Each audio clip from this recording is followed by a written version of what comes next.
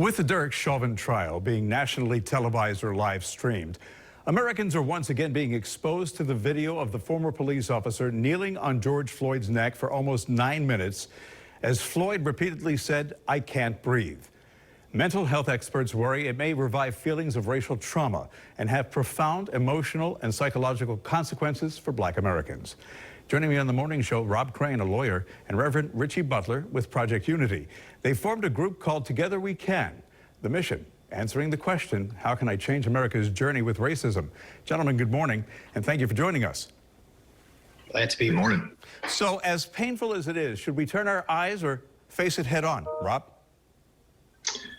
I think history has taught us, and America does a great job when we take a problem head on. We're able to deal with it and work through it. I think the events that we saw in this case were because we didn't take things head on for so long, and we haven't. But this trial has provided, in our experience, more discussions about race in America than discussions that had occurred in the previous 5 years combined in the work that we've done. So head on is definitely the way to go. So, Pastor Butler, do you agree? Has it opened the door to a national dialogue?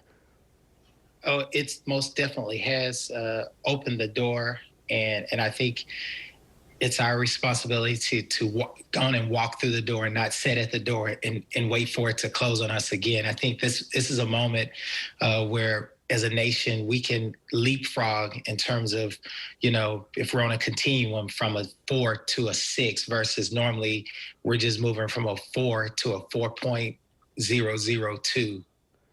The door has been open before, Pastor, and we think we've made progress. Are you more optimistic this time? Oh, without a doubt.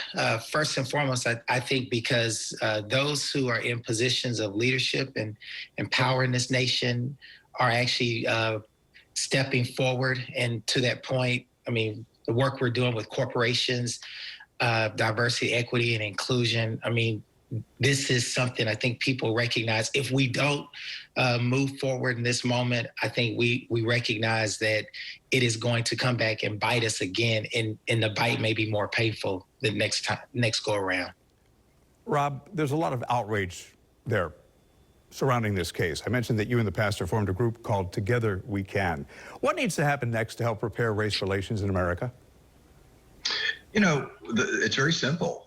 We need to start having honest conversations about it, and that's a lot of what we do. And I'll tell you, there's two emotions that we see on almost everybody's face the first time they participate in one of our dine events, one of our discussion events.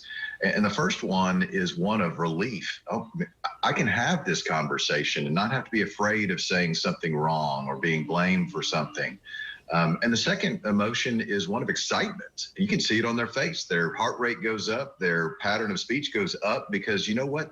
We can do this. There's an empowerment feeling that happens with these discussions.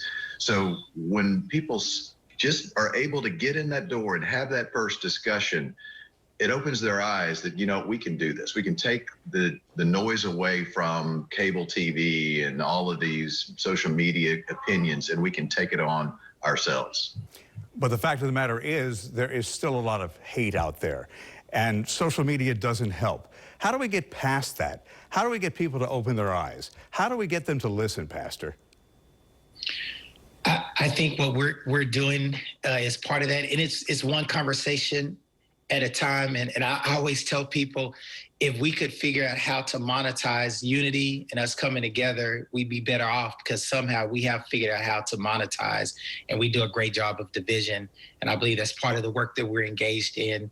And I think that includes, the faith community, includes corporate America, it includes civic organizations, it includes everyone. And I think I think we need to recognize it's in our own best interests that we do this, because if not, I mean, we could see ourselves not just saying the divided United States of America, but having to realize that that is truly our reality. Gentlemen, I appreciate your time. Thank you very much for joining us. And if you'd like more information about their mission, go to togetherwecan.one.